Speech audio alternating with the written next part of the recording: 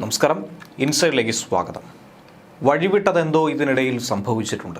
ഏറ്റവും ഒടുവിൽ സ്വന്തം ആത്മകഥ തിരുത്തേണ്ട ഒരു അവസ്ഥയാണ് ഇ.പി. ജയരാജനുണ്ടായിരിക്കുന്നത്.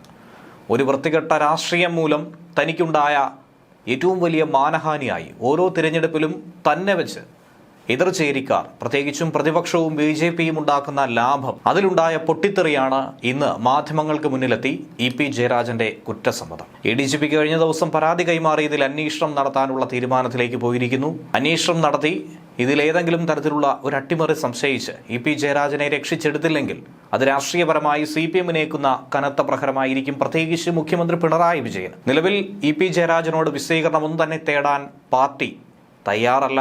കാരണം അതിൻ്റെ ആവശ്യകതയില്ല എന്നുള്ള നിലപാടിൽ തന്നെയാണ് എം വി ഗോവിന്ദനും നിലപാട് ഉറപ്പിച്ചു പറയുന്നത്. അങ്ങനെ പ്രത്യേകിച്ചും തിരഞ്ഞെടുപ്പ് ദിനത്തിൽ വിവാദങ്ങളിൽ മുങ്ങി പാർട്ടിയും സർക്കാരും ഒന്നുകൂടി ലോക്സഭാ തിരഞ്ഞെടുപ്പിന് ശേഷം ഇ.പി. പാർട്ടിയെ വെട്ടിലാക്കി. ഇത് വെറുമൊരു തുടക്കം മാത്രമായി വേണം നോക്കിക്കാണേണ്ടത്.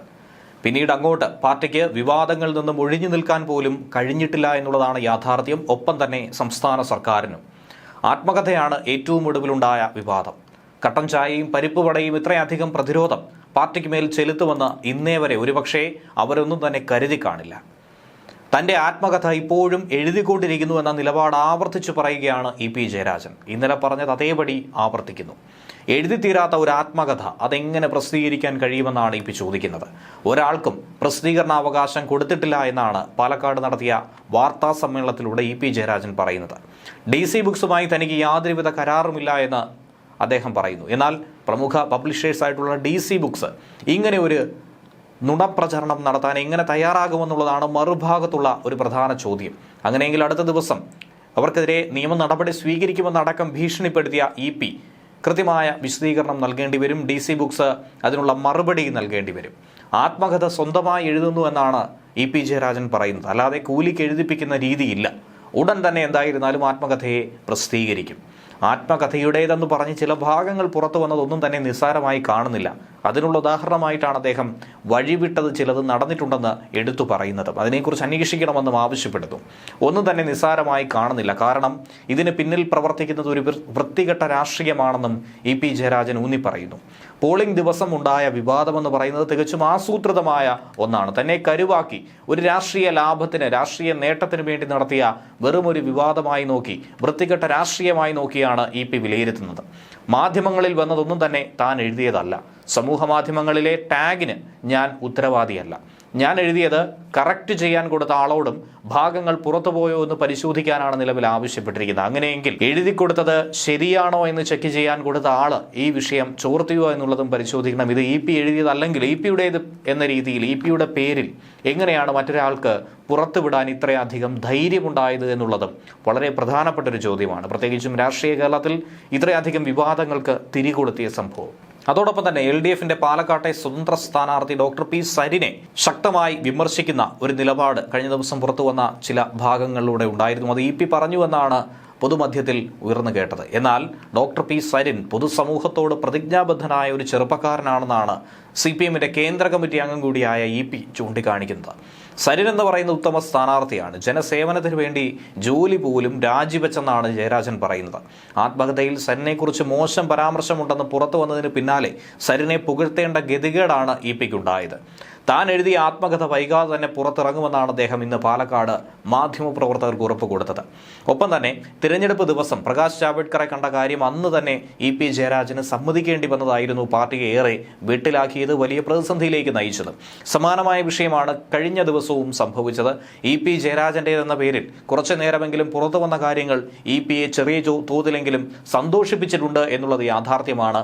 മുഖത്ത് നോക്കി ചോദിക്കാനുള്ള, തുറന്നു പറയാനുള്ള ആർജവം കാട്ടേണ്ട പല കാര്യങ്ങളും തൻ്റേതെന്ന പേരിൽ പുറത്തു വന്നതിൽ കുറച്ചെങ്കിലും സന്തോഷം ഒരുപക്ഷെ ഇ.പിക്ക് ഉണ്ടായിരിക്കും. അന്ന് ഇ.പിയുടെ പ്രസ്താവന പുറത്തു വന്ന് മിനിറ്റുകൾക്കകം തന്നെ അദ്ദേഹത്തെ മുഖ്യമന്ത്രി പിണറായി വിജയൻ തള്ളിപ്പറയുന്ന ഒരു സാഹചര്യം ഉണ്ടായിരുന്നു. പാപിയും ശിവനും ഒക്കെ തന്നെ മലയാളം, കേരളം കേട്ട പ്രധാനപ്പെട്ട ചില ഭാഗങ്ങൾ തന്നെയായിരുന്നു. ഇ.പി. ജയരാജൻ അതിൻ്റേതായിട്ടുള്ള ബുദ്ധിമുട്ടുകൾ, വൈഷമ്യങ്ങൾ ഇന്നും മനസ്സിൽ സൂക്ഷിക്കുന്നുണ്ടാകും. ലോക്സഭാ ഫലം പുറത്തു വന്നതോടെ പാർട്ടിയും സർക്കാരും അങ്ങനെ വലിയ വിമർശനങ്ങളുടെ നടുത്തളത്തിലേക്ക് തള്ളിവിടപ്പെട്ടു.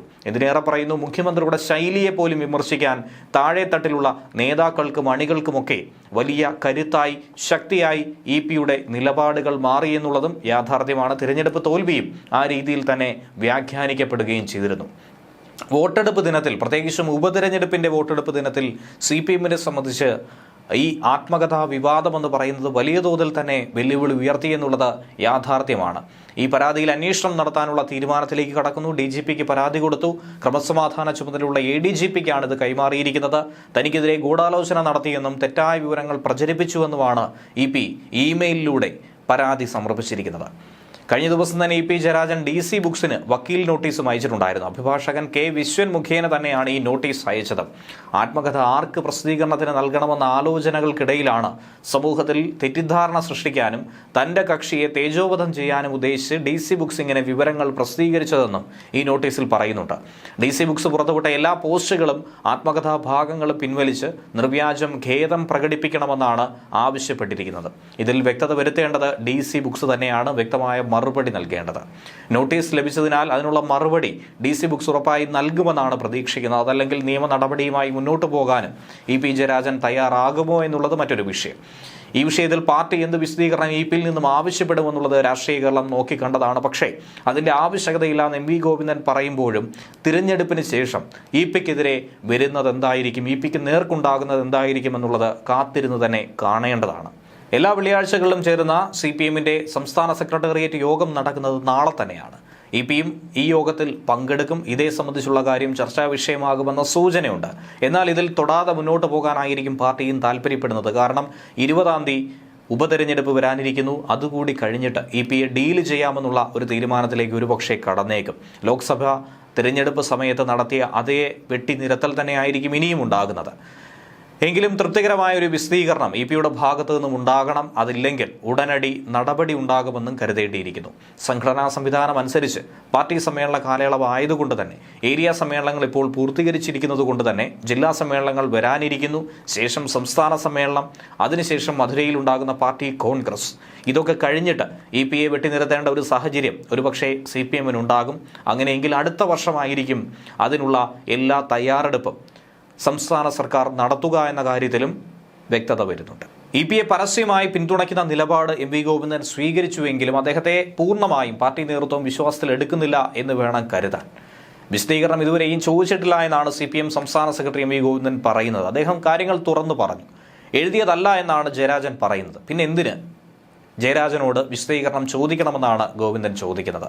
പക്ഷേ ഈ ആത്മകഥ തയ്യാറാക്കിയ ദേശാഭിമാനി കണ്ണൂർ ബ്യൂറോ ചീഫായിട്ടുള്ള M. രഘുനാഥിനോടുള്ള വിശദീകരണം CPM ചോദിച്ചിട്ടുണ്ട് എന്ന് വേണം മനസ്സിലാക്കേണ്ടത്. പക്ഷേ ഈ വാർത്തകളെ, ഈ റിപ്പോർട്ടുകളെ പൂർണ്ണമായും സംസ്ഥാന സെക്രട്ടറി തള്ളിക്കളഞ്ഞിരിക്കുന്നു. അങ്ങനെ ഒരു പരിശോധനയിലേക്ക് പാർട്ടി കടക്കുന്നില്ല എന്നാണ് അദ്ദേഹം പറയുന്നത്. എന്നിരുന്നാൽ പോലും പാർട്ടി ഇക്കാര്യം പരിശോധിക്കില്ല എന്നുള്ളതാണ് ഏറ്റവും പ്രധാനപ്പെട്ട ഒരു വസ്തുത. ന്യൂസ് ഡെസ്ക് മലയാളി വാർത്ത ഇൻസൈറ്റ്.